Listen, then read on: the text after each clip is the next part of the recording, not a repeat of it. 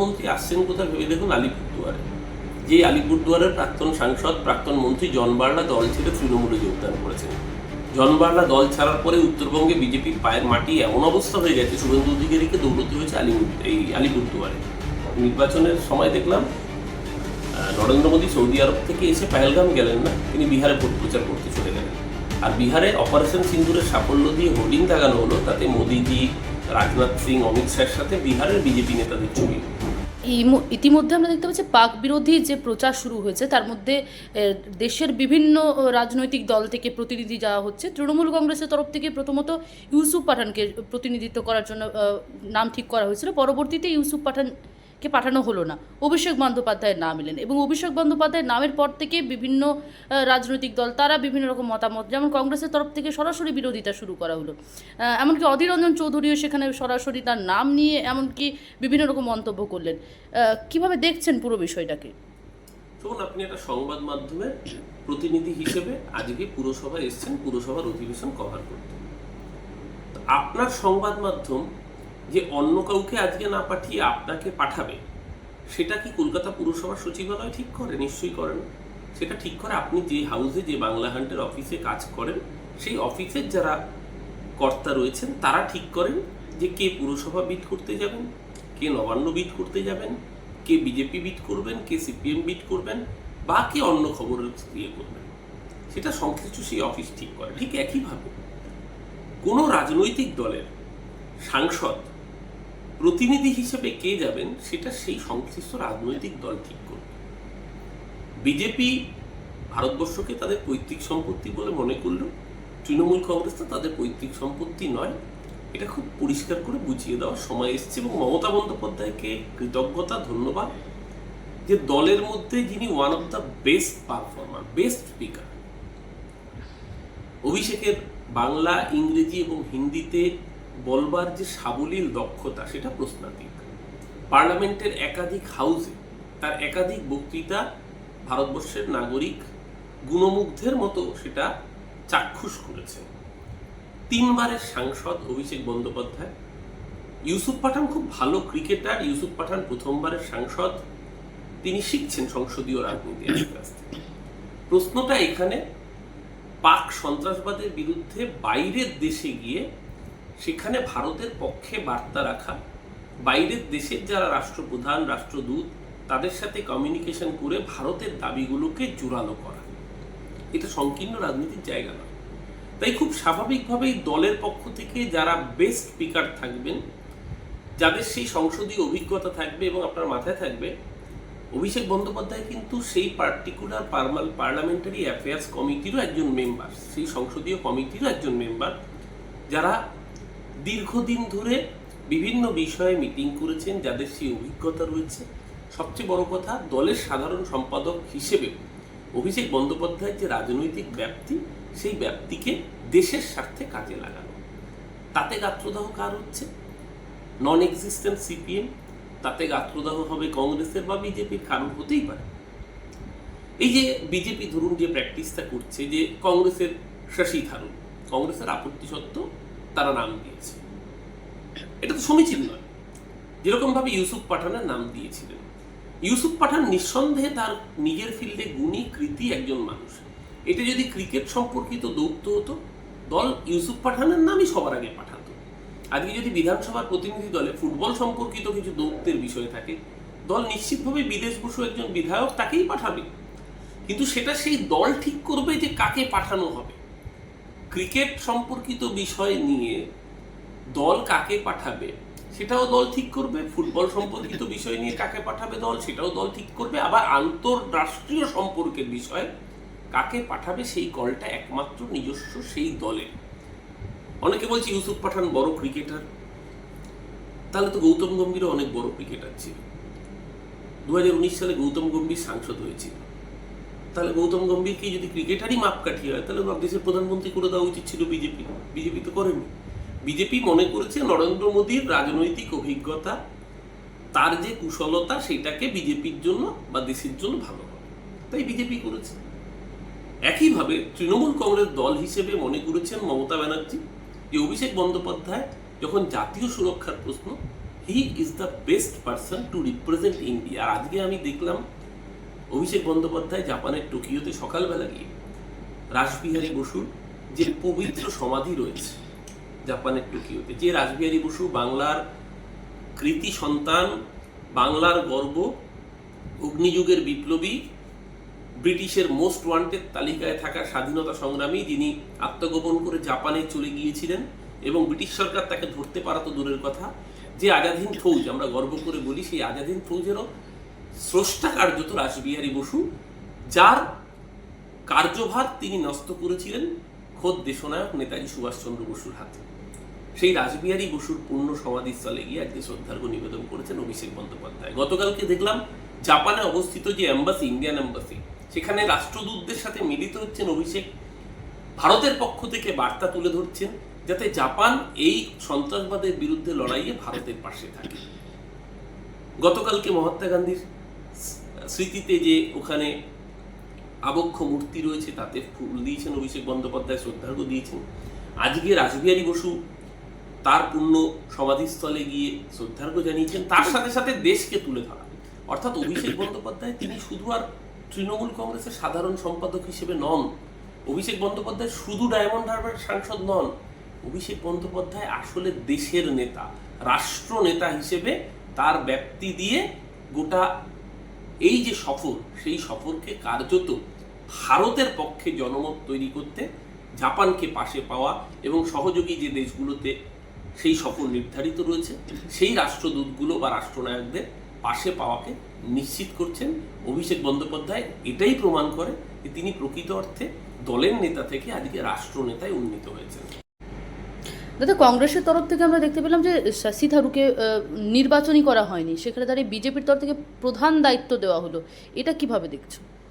না, শশী থারুর তো দীর্ঘদিন ধরে আমরা দেখেছি যে প্রথম কথা অন্য দলের বিষয়ে আমাদের মন্তব্য করা সাজে না, কিন্তু শশী থারুরকে আমরা দীর্ঘদিন ধরে দেখেছি বিভিন্ন সময় নরেন্দ্র মোদীর সভায় উপস্থিত থাকতে বা একাধিক বার্তালাপের মাধ্যমেও আমরা দেখেছি। এবার দেখুন, কংগ্রেসের আভ্যন্তরীণ বিষয়, সেটা কংগ্রেস নিশ্চিতভাবে তার প্রতিক্রিয়া দেবে। তবে এইটা খুব একটা সুস্থ গণতান্ত্রিক প্র্যাকটিস নয় যে কোনো দল তার প্রতিনিধির নাম ঠিক করার অধিকার একমাত্র সেই দলের আছে। ঠিক যেরকমভাবে আপনি এখানে ইন্টারভিউ নিতে আসবেন, আজকে পুরসভা বিট করবেন, সেটা যেরকম আপনার হাউস সিদ্ধান্ত নেবে, সেইভাবে যে কোনো দল সিদ্ধান্ত নেবে তার পক্ষ থেকে কোন প্রতিনিধি সেই প্রতিনিধি সংশ্লিষ্ট দলে যাবেন। এটা মনে হয় একেবারেই গণতন্ত্রের উপর কুঠারাঘাত, যেটা বিজেপি করছে। দাদা, বিদেশমন্ত্রী এস জয়শঙ্কর একটা পোস্ট করেছিলেন, মন্তব্য করেছিলেন, যেখানে বলেছিলেন যে পাকিস্তানকে বার্তা দেওয়া হয়েছিল যে এই যে অপারেশন সিন্দুর হবে বা তাদের পাক জঙ্গি ঘাঁটিগুলিতে আক্রমণ করা হবে এবং সামরিক বাহিনীগুলোতে আক্রমণ করা হবে না, এরকম একটা বার্তা দেওয়া হয়েছিল। তিনি বলেছিলেন একেবারে সরাসরি সংবাদ মাধ্যমের সামনে। আজকে তিনি আবার দাবি করছেন যে তিনি কিন্তু দিল্লির তরফ থেকে একেবারে দাবি করা হচ্ছে তিনি ওই বার্তা দেননি বা তিনি বলেননি, পাকিস্তানকে কোনো রকম বার্তা দেওয়া হয়নি। কি বলবেন? প্রথম কথা, ঠেলায় না পড়লে বেড়াল গাছে ওঠে না।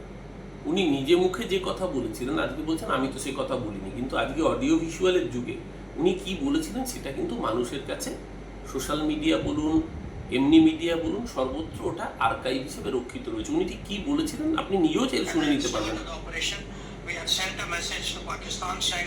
We are striking at terrorist infrastructure. We have sent a message to Pakistan. We have at the time of operation we have sent a message to Pakistan. আমরা অপারেশনের সময় পাকিস্তানকে মেসেজ পাঠিয়েছিলাম যে আমরা মিলিটারি বেসে অ্যাটাক করছি না, আমরা টেররিস্ট ঘাঁটিকে অ্যাটাক করতে যাচ্ছি। মানে যেই পাকিস্তানের মিলিটারি, যেই পাকিস্তানের আর্মি এবং সরকার কার্যত জঙ্গিদের সমর্থক হয়ে রয়েছে, তাদের কাছেই যদি বার্তা দিয়ে দেন তাহলে জঙ্গি ঘাঁটি থেকে জঙ্গিরা বসে থাকবে যে ভারতের ড্রোন মিসাইল আছড়ে পড়বে, তারা মরবে, সেই জন্য তারা বসে থাকবে? আজকে উনি যে কাজ করেছেন বিদেশমন্ত্রী হিসেবে, দেখুন এটা সরকারের সমালোচনার সময় নয়, এই সময় দেশের সরকারের পাশে আমরা সর্বতোভাবে আছি। মুখ্যমন্ত্রী মমতা বন্দ্যোপাধ্যায় থেকে অভিষেক বন্দ্যোপাধ্যায় প্রত্যেকেই এই কথা বলেছেন, কিন্তু এস জয়শঙ্কর যে কথা তিনি নিজেই সেদিনকে জানিয়েছেন সেই কথা থেকে আজকে নিজেই ডেভিয়েট করছেন। এখন কোনটা সত্যি কথা? সেদিনের কথা সত্যি কথা হলে আজকেরটা মিথ্যে কথা বলছেন, আর আজকে যদি উনি সত্যি কথা বলে থাকেন তাহলে সেদিনকে মিথ্যে কথা বলেছিলেন। এর কোনটা সত্যি আর কোনটা মিথ্যে, কোনটা জয়শঙ্করের আসল মুখ আর কোনটা মুখোশ, সেটা তো বিজেপি বলতে পারবে। দাদা, প্রধানমন্ত্রী নরেন্দ্র মোদী রাজ্যে আসছেন 29শে মে এবং পরবর্তীতে অমিত শাহেরও আসার কথা রয়েছে। এবং গতকাল আমরা দেখলাম প্রধানমন্ত্রী দাবি করলেন যে 22শে এপ্রিলের আমরা প্রতিশোধ 22 মিনিটে নিয়েছি এবং পাকিস্তানকে পুরোপুরিভাবে একেবারে অক্ষম করে দেওয়া হয়েছে। পুরো বিষয়টি কতটা কিভাবে দেখছো? প্রধানমন্ত্রী আসছেন কোথায় ভেবে দেখুন, আলিপুরদুয়ারে। যে আলিপুরদুয়ারের প্রাক্তন সাংসদ, প্রাক্তন মন্ত্রী জন বার্লা দল ছেড়ে তৃণমূলে যোগদান করেছেন। জন বার্লা দল ছাড়ার পরে উত্তরবঙ্গে বিজেপির পায়ের মাটি এমন অবস্থা হয়ে গেছে, শুভেন্দু অধিকারীকে দৌড়তে হয়েছে আলিপুরদুয়ারে। এবার দেশের প্রধানমন্ত্রীকে আসতে হচ্ছে। কুচবিহার হাতছাড়া হয়ে গিয়েছে। কান ঘেঁষে সুকান্ত মজুমদার 5000 ভোটে বালুরঘাট জিতেছে। মানে উত্তরবঙ্গের একদম এক্সট্রিম প্রান্ত কুচবিহার থেকে একদম দক্ষিণ দিনাজপুরের শেষ প্রান্ত, সেই অবধি কিন্তু বিজেপির হাত থেকে কার্যত বেরিয়ে যাচ্ছে। মালদা দক্ষিণ সিট তৃণমূল জেতেনি ঠিকই, কিন্তু ইন্ডিয়া জোটের একজন দল হিসেবে কংগ্রেস জিতেছে, অর্থাৎ বিজেপি জেতেনি। স্বাভাবিকভাবেই বিজেপি যে উত্তরবঙ্গ নিজেদের দুর্ভেদ্য দুর্গ বলে দাবি করেছিল 19-এর লোকসভা নির্বাচনের পরে, সেই দুর্গে ফাটল তো বটেই, কার্যত আর দুর্গ বলেই কিছু অবশিষ্ট নেই। আবার মমতাময় উত্তরবঙ্গ, সেই কথা বুঝতে পেরেই মরিয়া প্রয়াস বিজেপির নেতাদের, সে অমিত শাহ আসুক, মোদিজি আসুক আর শুভেন্দু অধিকারী যাক, উত্তরবঙ্গের মানুষ দেখেছেন যে মোদিজি 2014 সালে নির্বাচনে এসে 14টা চা বাগান খোলার প্রতিশ্রুতি দিয়েছিলেন, সেই চা বাগান মোদিজি খোলেননি। উল্টে উত্তরবঙ্গের আদিবাসী শ্রমিকরা চা সুন্দরী প্রকল্পে বেনিফিটেড, সেখানকার গরিব মায়েরাও লক্ষ্মীর ভাণ্ডার পাচ্ছেন, সেখানকার আদিবাসী মানুষ তারা রেশন পাচ্ছেন, তারা স্বাস্থ্যসাথীর সুবিধা পাচ্ছেন, তাই তারা মমতা ব্যানার্জির সরকারি প্রকল্পের পাশেই থাকবেন। এটা বুঝতে পেরেছে বলেই, জমি চলে যাচ্ছে বলেই মানুষ আতঙ্কিত। আর প্রশ্ন 22 মিনিটের যে কথা বললেন, দেখুন আবারও বলছি, এটা দেশের ঐক্যবদ্ধ থাকার সময়, সেনাবাহিনী পাশে দাঁড়ানোর সময়। সেনাবাহিনীর কৃতিত্বকে বিজেপি যদি ভোটের রাজনীতিতে আনতে চায়, বিহারের নির্বাচনের সময় দেখলাম নরেন্দ্র মোদী সৌদি আরব থেকে এসে পেহেলগাম গেলেন না, তিনি বিহারে ভোট প্রচার করতে চলে গেলেন। আর বিহারে অপারেশন সিন্দুরের সাফল্য দিয়ে হোর্ডিং লাগানো হলো, তাতে মোদিজি, রাজনাথ সিং, অমিত শাহের সাথে বিহারের বিজেপি নেতাদের ছবি। বিহারের ওই বিজেপি নেতা কি বর্ডারে গিয়ে অপারেশন সিন্দুরে অংশগ্রহণ করেছিল? বিজেপির মন্ত্রী কুঁয়ার বিজয় সিংহ সে কর্নেল সোফিয়া কুরেশির সম্পর্কে কুৎসিত মন্তব্য করেছে, বলেছে জঙ্গিদের বোন, টেরোরিস্টদের বোন।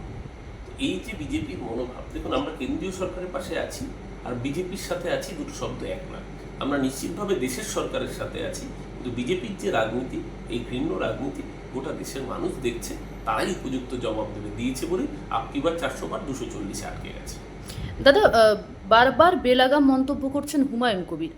আবারও দেখা গেল যে রাজ্যের 2 মন্ত্রীর বিরুদ্ধে তিনি একেবারে মন্তব্য করতে দেখা গেল। বাংলার মুসলিমদের তারা ঠিক মতন উন্নয়ন হচ্ছে না বলে দাবি করছেন তিনি, এবং তার পাশাপাশি তিনি আরও একটা জল্পনা এগিয়ে দিলেন, সেখানে প্রিয়াঙ্কা গান্ধী তাকে ফোন করেছেন বলে দাবি করা হচ্ছে, এবং তার পাশাপাশি কংগ্রেসে যোগদানের একটা সম্ভাবনা দেখা যাচ্ছে। কি বলবেন?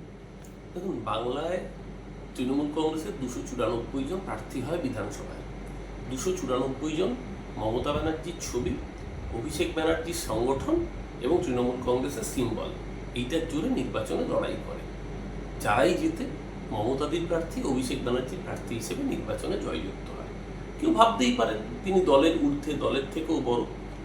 আমি জানি না হুমায়ুন কবির বলছেন, অভিষেক বন্দ্যোপাধ্যায় প্রস্তাব রেখেছেন, অভিষেক বন্দ্যোপাধ্যায় বিতর্কে অংশগ্রহণ করেছেন, কিন্তু এটা মাথায় রাখতে হবে, অভিষেক বন্দ্যোপাধ্যায় যেরকম একজন সাংসদ, তিনি তার সাথে সাথে অভিষেক বন্দ্যোপাধ্যায় একটি দলেরও সাধারণ সম্পাদক, তাকে দলটাকেও পর্যালোচনা করতে হয়। কিন্তু তার মধ্যেও তিনি পার্লামেন্ট করেছেন, আবার আগামী দিনে করবেন। তার সাথে সাথে অভিষেক বন্দ্যোপাধ্যায়, আপনি জানেন, মাঝখানে তার চোখের ট্রিটমেন্টের জন্য প্রায় 3 মাসেরও বেশি সময় কার্যত অভিষেক বন্দ্যোপাধ্যায়কে শুধু ট্রিটমেন্টের কাজেই নষ্ট থাকতে হয়েছিল। তিনি নিজের জীবনকে উপেক্ষা করে, তার নিজের চোখের ওই রকম অবস্থাকে উপেক্ষা করেও তিনি দলকে সময় দিয়েছেন, তিনি সংসদীয় ক্ষেত্রকে সময় দিয়েছেন।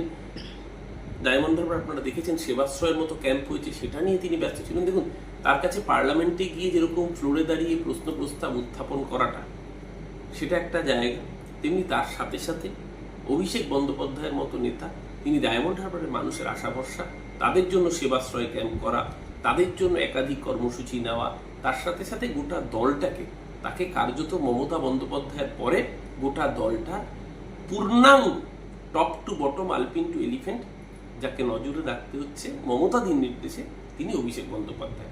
খুব স্বাভাবিকভাবে অভিষেক বন্দ্যোপাধ্যায় কার্যত সব্যসাচীর মতো দক্ষতায় দল সামলাচ্ছেন, সংসদীয় দল সামলাচ্ছেন, ডায়মন্ড হারবারের সংসদীয় ক্ষেত্র সামলাচ্ছেন, তার সাথে সাথে আজকে রাষ্ট্রনেতার ভূমিকায় অবতীর্ণ হয়েছেন।